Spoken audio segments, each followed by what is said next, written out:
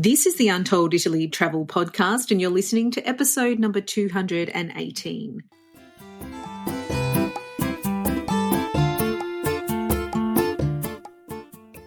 Ciao a tutti and benvenuti to Untold Italy, the travel podcast where you go to the towns and villages, mountains and lakes, hills and coastlines of Bella Italia. Each week, your host, Katy Clarke, takes you on a journey in search of magical landscapes, history, culture, wine, gelato, and, of course, a whole lot of pasta. If you're dreaming of Italy and planning future adventures there, you've come to the right place.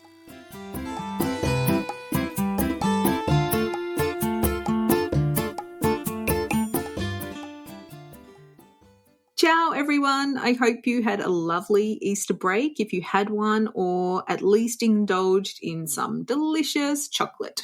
It is the season after all. Who am I to argue?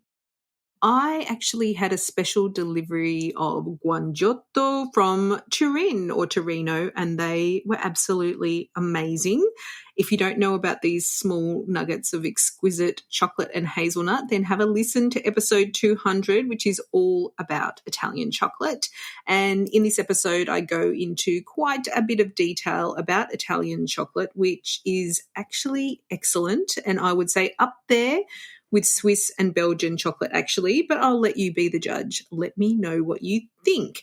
As always, sometimes the Italians may not have deployed the best marketing strategy, but I do think the quality of Italian chocolate, especially from Turin, is very, very good.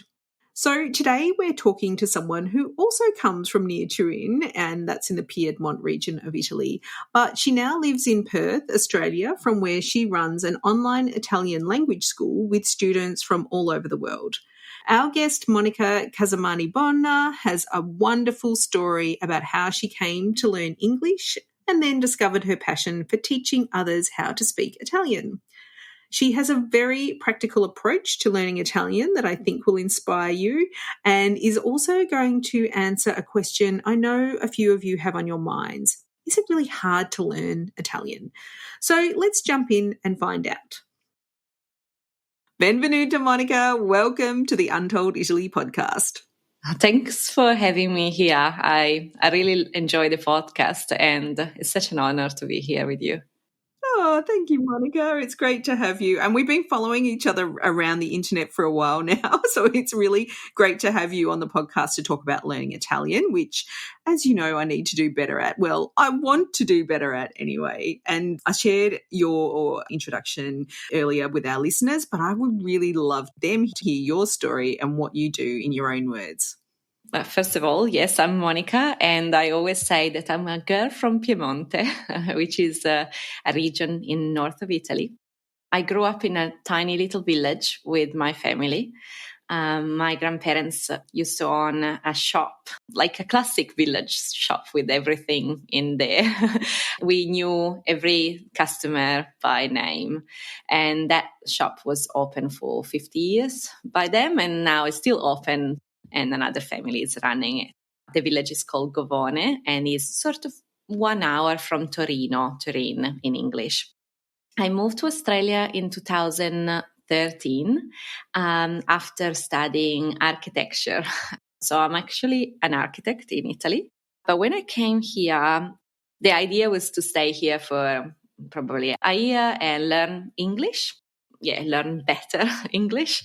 I study English at school. So what happened is like everyone that study a language at school, they end up to go in a country and struggle when they start and they want to speak. So when I came to Australia, yes, my English wasn't great. So I couldn't really find a job as an architect. I did find a job at the end for a couple of months.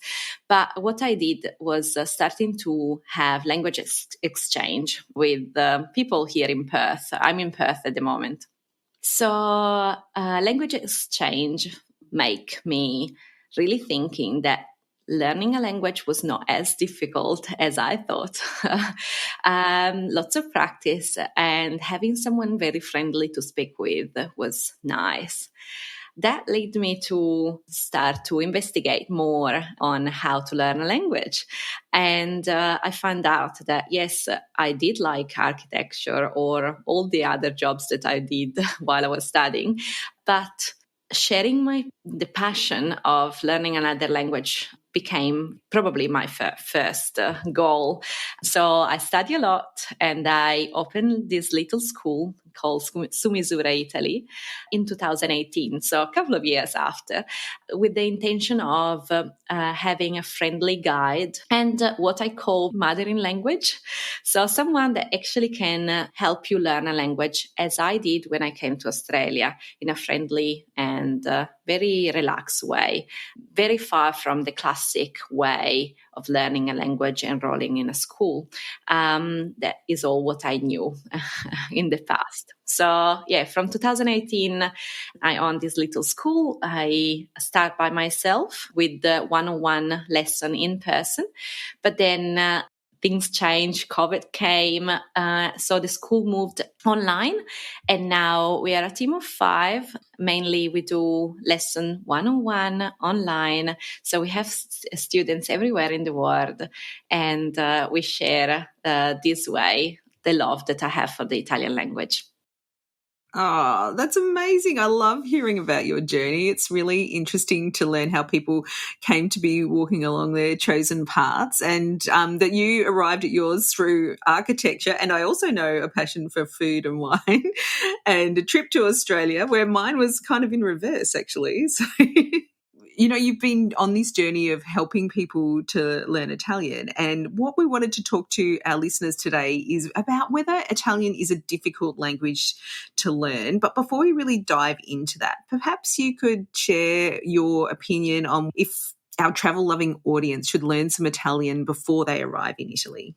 I feel like when the Lonely Planet was big, and I really loved it and used it, at the end of each Lonely Planet, there was always like a little vocabulary section and few little sentences.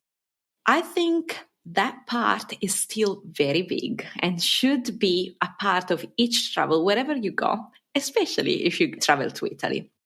It's not necessary, okay? So especially if you travel in main city like Venezia, Roma, Firenze, Napoli, you will always find someone that speaks English, restaurant, hotel, or like when you visit a place or museum.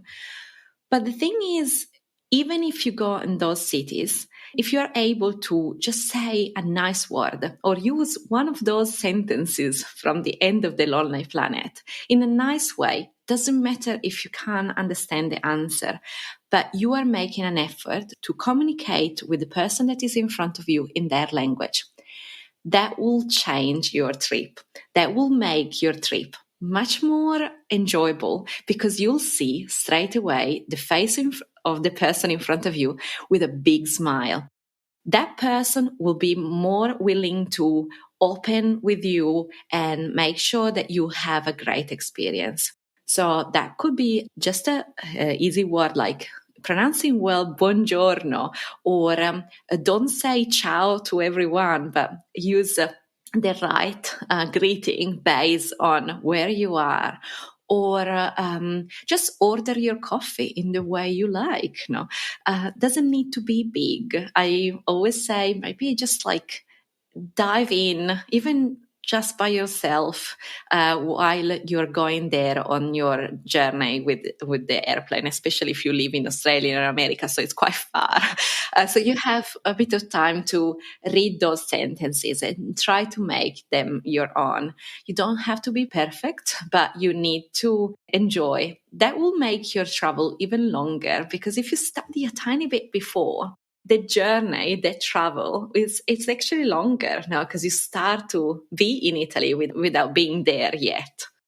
Yeah, I think you're right. It definitely builds some excitement before you go, and you're sort of thinking, oh, how can I order that gelato when I'm there? And it's, like instead of saying, oh, can I have chocolate?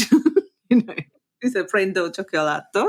You can have you feel like, oh, I'm a little bit Italian myself. And I do know I need to do a lot better, but like I do try with those basic things and it does make a big difference. And there's a bit of a thrill as well when you recognize some words that are being said to you. Just recently we were at a restaurant and everyone at the table except me spoke fluent Italian and they were not all Italian.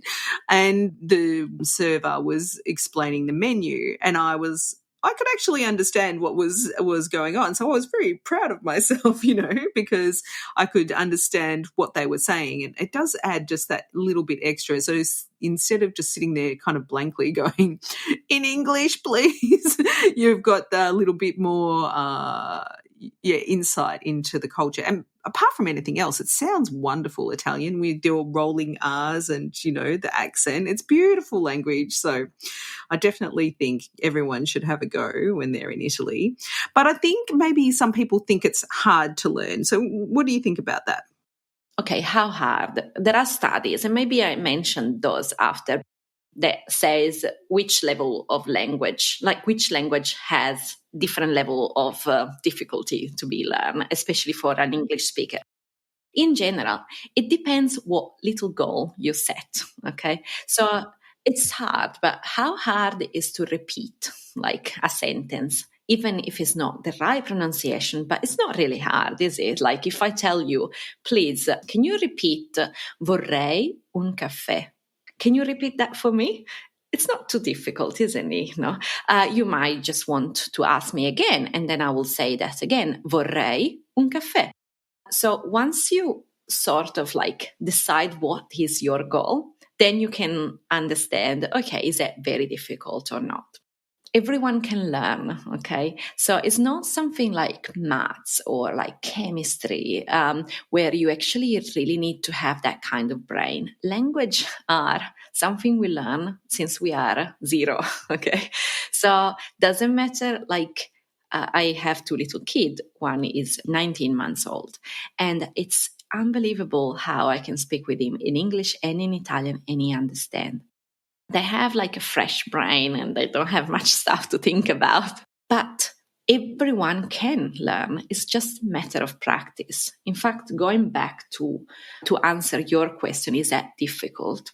Actually, Italian, so the American Foreign Service Institute made a big research in this, made 4 different types of languages, and based on that, give you a few indication on how hard it is. Actually, Italian is in the easier tier. So if we look at tier 1 is Danish, Dutch, French, Italian, Norwegian, Portuguese, Spanish, and Swedish.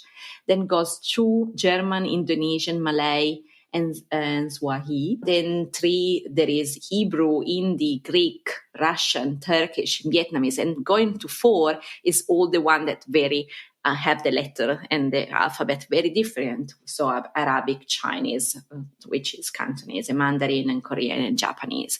So that is the 4 type. Based on that, sort of give you a little indicator on how many hours do you need to learn a language to be in a sort of like normal proficient level. Okay, so if your goal is going to Italy and have conversation about day-to-day things, no? So asking, how is the weather? What did you do last night? What are your plans for next year? What do you do as a job? And why your kids always complain about wanting to have that ice cream? That kind of conversation will take you between 600 to 750 hours to reach that kind of level, when the last tier, for instance, will take you 2,200 hours of practice. So it's very different. So that hopefully will explain you that Italian is not too difficult to learn compared to other languages. Yeah, I think that's really interesting, actually, because we have this perception in our mind of like things have to be instantaneous. You get it straight away. And I'm always telling my children, you've got to practice. You're not going to be able to play that on the piano or the guitar, or you're not going to be able to do that step in your dancing without practicing. And then sometimes as adults, we maybe forget that people and we want everything to be instant, and it obviously does require some practice. And there's a really great book called Atomic Habits. I don't know if you've ever read that one. Yes, I do know. Yeah. It's so interesting, and he just says you've got to practice or do a little bit all the time, and then there's like a tipping point where that pushes you over the edge, and you'll begin to make something a habit, or you'll begin to learn it and really internalize what you have learned and be able to practice it. And I always try and come back to that, because if you're not practicing something, well, you can't really expect to be getting very good at it. Correct. In fact, it's nice that you mention your kids and you have to remind them. So what happens is a lot of people come to me and say, I wish I could speak Italian, but I'm too old. I wish I learned in the past. My parents or my grandparents were Italian. They never spoke with me, or they spoke with me, but just dialect, and now I will not be able because I'm too old. There are two differences. Like, one is learning as a really young age, like my kids' age, no? So it be involved in the language from day one. That is a way to learn Italian, or any language in general. The other one is learning Italian as an adult. When you learn Italian as an adult, you can make decision. You decide to learn. You can think, okay, now I'm learning. I want to learn, and then that is when it's actually better to be adult, because you choose. No, you don't need anyone telling you, you need to study, because you choose to study. So no one tell you, especially as an English speaker, you don't need to learn Italian, right? When an Italian needs to learn English, okay? So once you choose to study, for any reason you might have, and choose again your little goal or big goal, then as an adult you make it happen, okay? And you might sometimes need to have a guide, but these days it's much more easier to find ways to learn the language than in the past, when I studied Italian, I'm not too old, but when I studied English, was just taking lessons in a school. And maybe, yes, there were some tutor that will help you out, but there were definitely not all the other tools that we have available at the moment. Yeah, there's so many out there. There's like, I think everyone usually starts playing around with Duolingo and maybe then buys a course or something like that. But, what I always find with those is that I have to hold myself accountable, which sometimes, life gets in the way, and I think for me, I'm learning as I get older and older that I need to have some accountability in place that's external to me. And everyone's different. Some people have really got that self-discipline where they can do, the learning on their own. For me, I don't like to let people down. So I feel like I do need a tutor, because I wouldn't want to disappoint anyone, if you know what I mean. So I think everyone needs to, maybe if they're thinking about learning anything, not just a language, is to think about their learning style and what's really going to work for them.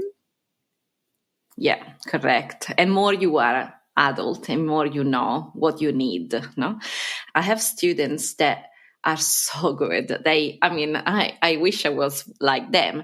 They set a timer every night, like before going to bed, and they do 5 minutes of Italian. Or other students that every time they go for a walk, constantly every morning before going to work, they put up their podcast.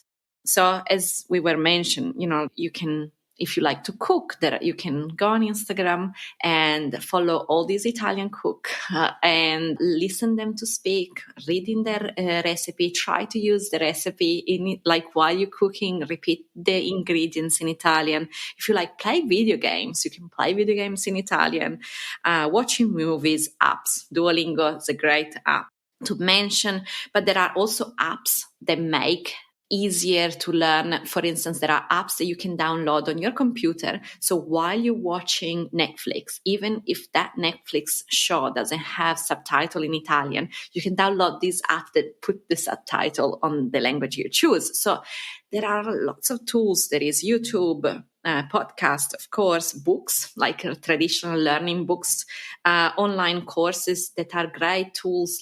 So they already set up. You can download it. They are definitely cheaper than other thing, but they give you a guide and you sort of like do steps by steps.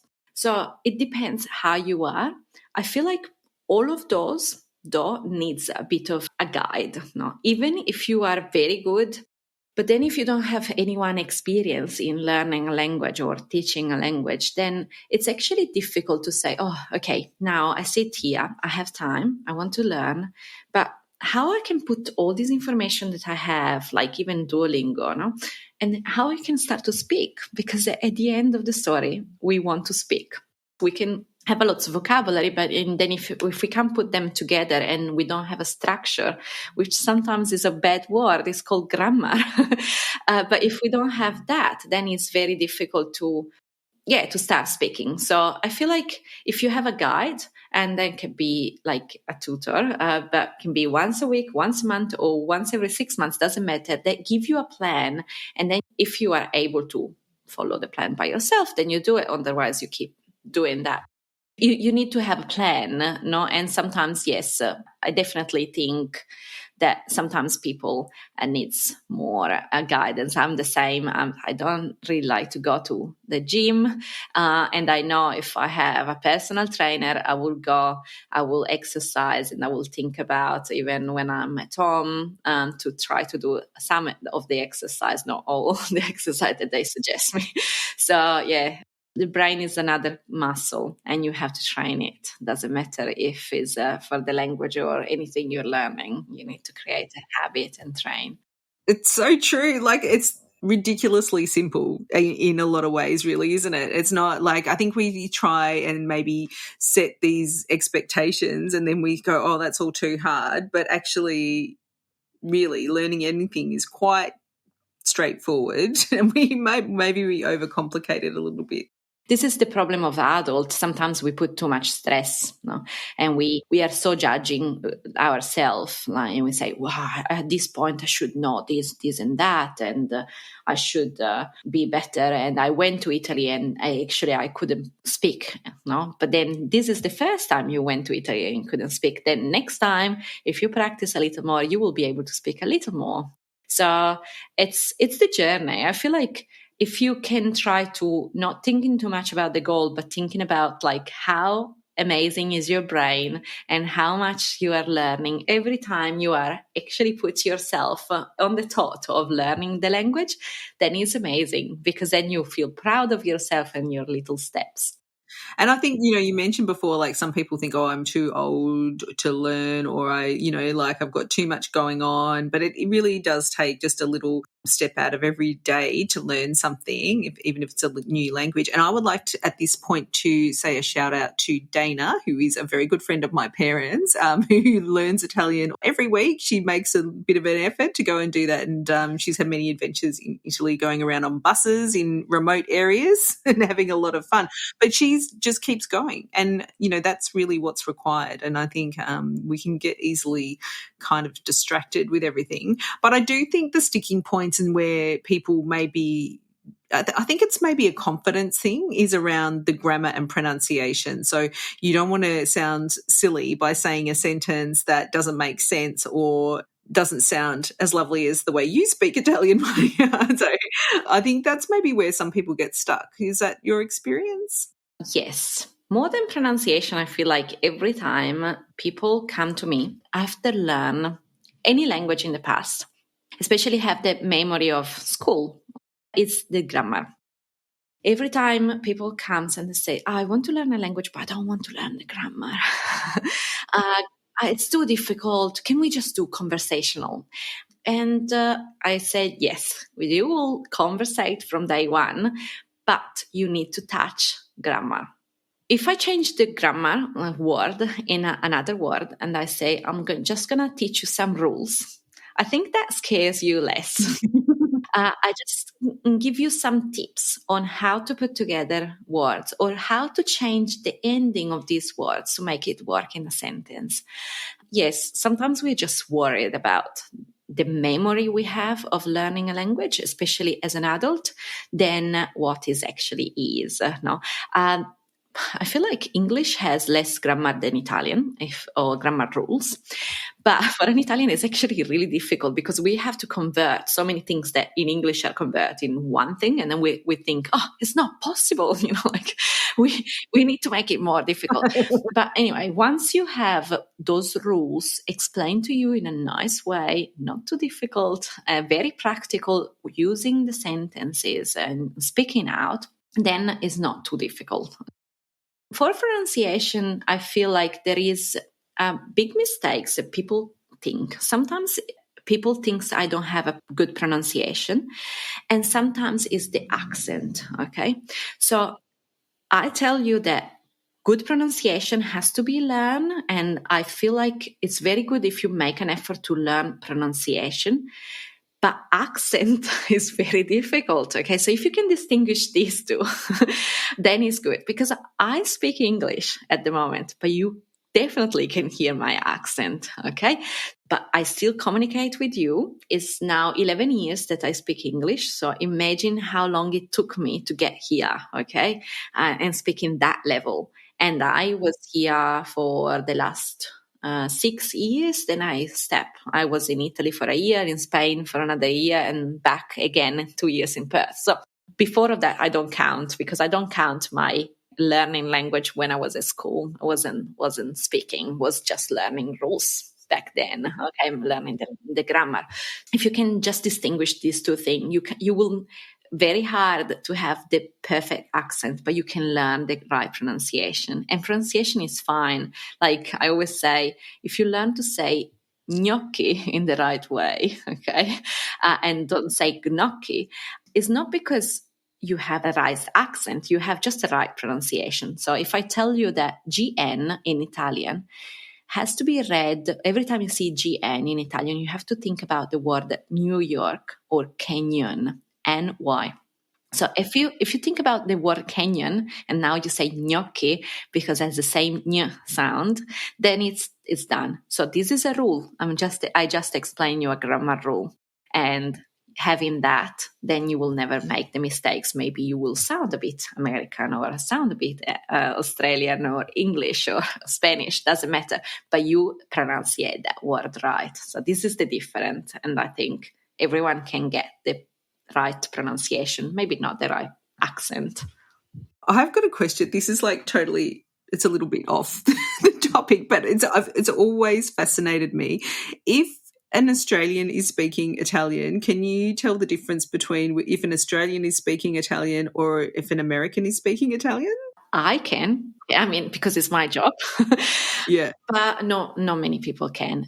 But as an English speaker, when you hear an American, you know he's American. And when you hear English, you know he's English, or Indian that speaks English. You know, Italian, when they hear you speaking, like in English, they will not recognize, especially if they haven't studied or they haven't spent time in one of those countries, they will not distinguish. They will say, oh, this is Australian, this is American. For us, it's all English, okay, and all difficult, okay. As for you, it's difficult Italian. But when we are Italian, we can definitely know this person is from Piemonte, or this person is from Rome, or this person is from Naples, not because of their dialect, but because of their accent. Thing that maybe at the start, you as a learner, you will not understand. And this is why when we do what we call Italian for Tourists, I always ask, because we customize for each student, we always ask, where are you going to go? Because there are some words that are used more in the south, more in Rome, or more in Piemonte, that will change very much the language. You know? It's not the different language, but just the way we speak. That's so true, because my husband's mum, and he learned Italian from his mum, and they're from the south, and they seem to drop the last letter of a word. Yeah. He does that in English too, actually. So it's quite interesting to see. But like you can definitely see, and we don't need to go into the politics of the north versus the south in Italy, but you know, people definitely know if you're from the north or the south, and sometimes you get a little reaction different ways. So I think that's a really great service that you're offering, because you know, recently we were also in Venice, and I was with someone who was from Torino, actually. And yeah, there was some, you could see that there were, we know if you're not from here. We know you're Italian, but we know that you're not from here. It was quite interesting to learn, especially if you come from a country where you can't really tell the accents unless you're very attentive. There are, even in Australia, where I think everyone thinks there's just one accent. There's actually, I think there's more than one accent. But in Italy, it's very hyper local, isn't it? So you've got like so many different accents and ways of speaking Italian. In general, I always say that my grandmother, when I speak dialect, and my dialect is little, but it's there, when I speak dialect, my grandmother always say, you seem like someone that comes from Torino, which is 1 hour from where we are. No?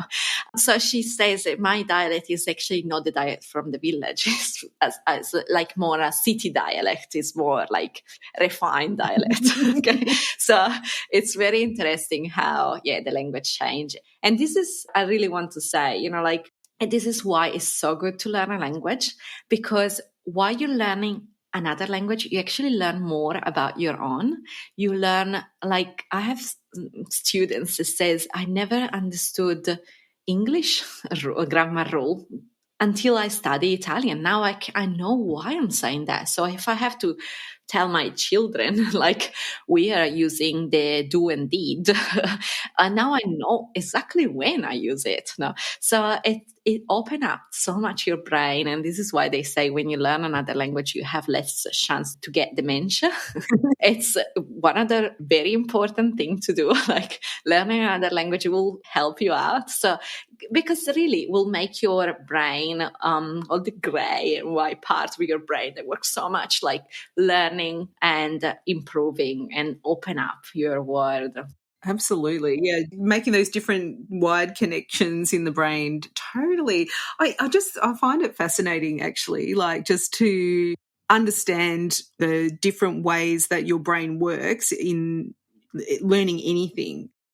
I'm going to put my hand up. I learned French and German up until the end of school, but you're right, it didn't actually sink in. I was very good at passing exams, so I did very well. And you do a bit of speaking in that sense, but I was recently in Germany and it did come back a bit, the German, which I was like, oh, where did that come from? It was hiding there somewhere. Yeah, nothing get completely lost, like, it's there. And I always say, knowing something is better than knowing nothing. Like, whether you have the dialect, whether you study at primary school, whether you learn with Duolingo for 5 years in a row, everything is useful to build up. But then, yes, you need to speak and you need to practice lots of hours, and they don't need to be all in the same week. You can do 1 hour a week and take longer, or you can do 5 minutes a day, or doesn't matter how you do it. And it's just everything is building up somewhere. Okay. It depends how much time and how much you want to be involved. It has to be nice, like we don't have to have marks or scores, or like we don't need to pass exams. If we do it for ourselves. Yeah, I think that's the key thing as well. If you want to learn something and you do it for yourself, then you're much more motivated than if you're forced to do it. Well, I mean, depends. When you're younger, you're kind of motivated by not getting in trouble for not getting good grades often. But but yeah, I think it's a much nicer way to learn if you've got that motivation yourself. And like you said, like, just getting started in different ways, it builds up and up. And I actually, maybe I'm being a bit harsh on myself, but every time I do go to Italy, things do become a bit easier. And I'm thinking to myself now, what if I really practice a lot more? Imagine how I'll be the next time that I go. So how do you think we can understand how we're making progress in our language learning? Are there any sort of key markers that you would think that, oh yes, someone's really taken a next step to the next level? Okay, so there are different ways you can do it. First is booking a tour or going to Italy once a year. So as you were saying, you will notice that you hear, like, you can understand more or you can speak more every year. So that's probably the first thing you can do. Easy. I always say to students to record themselves. These days, you can take your phone and record yourself saying simple sentences or whatever comes in your mind, because whatever, like, can be, oh, I'm brushing my teeth. And recording yourself, and then record yourself in 6 months' time or a year time. That is another good thing. Or even just taking any Italian article, okay, or a book or anything you can read in Italian and record yourself or your voice reading that article in Italian. You will hear that you get more fluent because the words will be better pronunciated and everything will go faster, okay? And you can hear from your voice that you're not just reading words, but you actually are making sense, like all those words making sense. This is another way. Definitely, if you have a help of a tutor, the tutor can tell you, no, okay, we tick all this stuff out, but not just ticking. I know you can use the past. You can speak about how was your experience at the spa yesterday, and you can say yesterday or no, tomorrow I want to go to visit the Uffizi Museum. Okay, so you can speak in the present, the past. So you're ticking all this stuff. So this is another way. I feel the best way, knowing that you are making progress, is how you feel with the language. And sometimes, like, you become addicted. Again, going back to the habit, at one point, I feel like when you get so used to learn the language that you are actually thinking in Italian, but not thinking and speaking with your husband all the time in Italian. It's just like while you're driving, saying, oh, that's very interesting. How would I say that in Italian? How would I say I should brake now? Otherwise, I hit the car in the front. So if you can recognize yourself having that thought, that is when you're actually making progress, because you are curious about the language and you are learning very fast. Because every time you ask yourself a question, then what happens is you will know everything except the word indicator, okay? Indicator in Italian is frecce. Okay, so now that you translate with me, but you could translate with your Google Translator, that word, you are learning because you knew all the sentence except that word. So that's another good way to feel that you're making progress, because the following time you probably will remember the frecce, which actually means arrow. And this is why I always say to my husband, you didn't put arrow. And it's like, what arrow? It's an indicator. But this is like how there is the design on the indicators. There are little arrows. So this is why we call arrow the frecce. So yeah, when you consider yourself, when you notice yourself thinking in that other language or thinking, this is when you make the most progress, I think.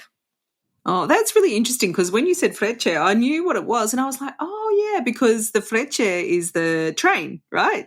Yes, as well, because they go very fast like an arrow. Yeah, making the progress, yeah.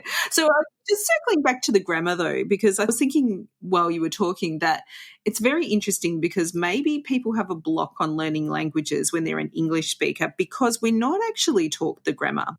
And I know, when I was at primary school, when we were doing English, very little grammar was actually taught, because there aren't so many rules in English. And so I don't know whether that's something that blocks people too, because we're not in the discipline of learning the rules of a language. And I think, yeah, like I watch, my kids are at primary or elementary school and almost middle school, and they learn apostrophes and stuff like that, but it's not really a structure of a language. English seems to be a little bit more free form. Would that be right? It's not, but I just think that more than the language, you need to learn the vocabulary of the grammar. So, for instance, what I noticed when I start teaching was every time I was speaking about verbs, adjective, adverbs, people were like, oh, I don't know what you're speaking about, But then I discovered that if you learn those words before starting to learn a language, or when you start to learn a language, then will make the process easier. So if I explain you, for instance, that a verb is a doing word, okay? It's something you do, okay? So it can be iron, it can be brush your hair, or it can be speaking. Then this is a verb. In English is any word that can be anticipated by the word to, okay? So to do something, to eat, to play. In Italian, we don't have the tu, but we have the end of the part of the word that is are, ere, ire. So every time you hear mangiare, bere, parlare, cantare, you know that those words are verbs. Okay. So once you want to learn a language, I really suggest there is a really nice book.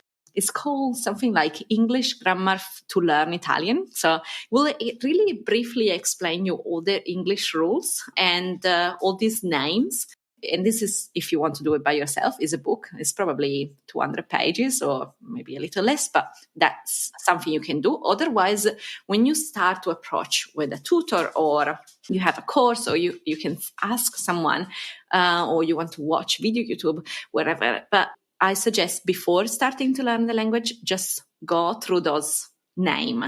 Okay, so when then you will have the explanation and you hear the word adjective, you know that an adjective is like words like beautiful, bad, nice, or ugly. Okay, those are adjectives. So because they describe better a word. Okay, so yeah, it's definitely something I will suggest everyone that start to learn a language just to do, even if you think you know, like just do it anyway, because that will make your process in the future much easier. Interesting. I know your children haven't yet started at school yet, but it'd be interesting to circle back with you in a few years' time to see how you think the teaching of language is really, I think it's actually very different in English-speaking countries to any other country, actually. I hope that it doesn't make it harder, but I suspect it might be some sort of impediment because we're not taught those words very clearly. I mean, I think when I was talking to my children the other day, they do know some of these, but I think I'm going to test them. I'm going to do a test when they get home. What's a verb? What do we call a doing word? I'll go, oh, Mum, stop it. I'm not at school now. Yeah, it's scary. It's scary because I really hope, like I always say, in Australia there is this year until the year 12, the year 12 exam in Italian, and lots of parents push kids to do that. And I feel like unless they really want, I always say to parents, please don't do it, because sometimes end up that the student will hate the language for how the program is. Don't get me wrong, there are beautiful teachers out there. But a lots of teachers, especially the teacher from primary school, and I know by experience because I taught them, like they are, because there is no much probably interest, or I don't know how it works really, but I taught English or Australian teacher to teach Italian. So they came to me and say, oh, the director of the school wants me to teach Italian because I have an Italian surname. Can you please give me few ideas? And this is what they do. So it doesn't happen all the time, okay? I'm not saying that, but it's scary how, unfortunately, the language at school is it's because the English is very important and all the other languages are not. So I feel like they will never do probably something like this with math teacher or like a chemistry or whatever. So it's a bit sad. And I know there are lots of teachers here in Australia. I don't know everywhere in the world, but that are like fighting against this way of taking the language at school. So I really hope it will change. But if it doesn't, I know there will be other way to learn the language which are not at school. So yeah, well, Olivia, who we both know and who is on the podcast a lot, I mean, this is just a great example of someone who was determined to learn Italian, and she just did it. I think she learned some in primary school, so did I. And basically we just played tombola, which is bingo. And we learned words like gatto, which is cat, and cane. You still remember, yeah. I still remember all that. But Olivia, she was just so determined, and she took herself off to Italy and stayed in a family and went to a school. And I think it wasn't until she started living in the family that she realised she didn't really know very much at all. But now it's so wonderful. She's completely fluent, and maybe she doesn't have some technical knowledge, if something gets very technical or legal or something like that. But I mean, for all intents and purposes, she's fluent. And I just think it's fantastic. And it just goes to show that if you put your mind to it and you try lots of different approaches, that eventually it will pay off. And is a beautiful prize what you receive at the end. And it's funny because you mentioned Olivia, and if you think that if she never put herself in this situation, probably she was not going to get married with an Italian. Like, it's crazy how another language can change completely your life. This was my story. I got married with an Australian guy. So yeah, when I was at school, the teacher told my mom, was probably what you compare here to year 8. Like, it's our terza media. So terza media is before secondary school. So it's sort of like you're in the middle, and told my mom, send her to a professional school, like hairstylist or something like this, because she is not good to learn things. She's not good to study. Her English is so bad. She will never do anything in her life. This is what she said. And I was there. I will never forget that. Oh. And she was probably just a really old style teacher. And I was a very active girl. I wanted to chat with everyone. So I was always like chatting with my friends. And yes, it's true. I didn't really like to study too much. I didn't like to study anything until I was like the last 2 years of secondary school. And then my life changed completely.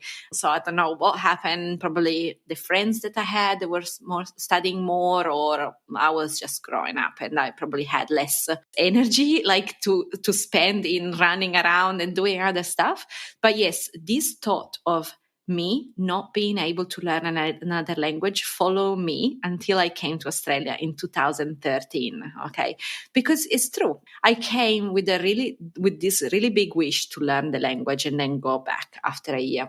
So far, I now know to speak English, as you can hear, Italian, of course, but then Spanish, because then I went 1 year in Spain and I learned Spanish, and Portuguese. I can understand French because, again, it's very similar, but also because I studied back at school, so I can understand, I can't speak. So don't tell anyone that you cannot learn a language, or it's just the way that has been taught to you that was not good for you. Okay, so find your way and then you'll do it. No, and doesn't matter what age. I was 26 when I started speaking the language. Our youngest student, because we have few kids, but I don't particularly teach them. There is a teacher that is just for kids, but in general, so let's say from 10. But my oldest student is 92, okay? Oh. And she just started a few years ago. And she said to me, I always had this desire. My husband died. I have lots of time and I want to use it. So she is doing that now. So doesn't matter what age, and don't let anyone tell, and not even you. No, don't tell yourself, I can't do it, because everyone can.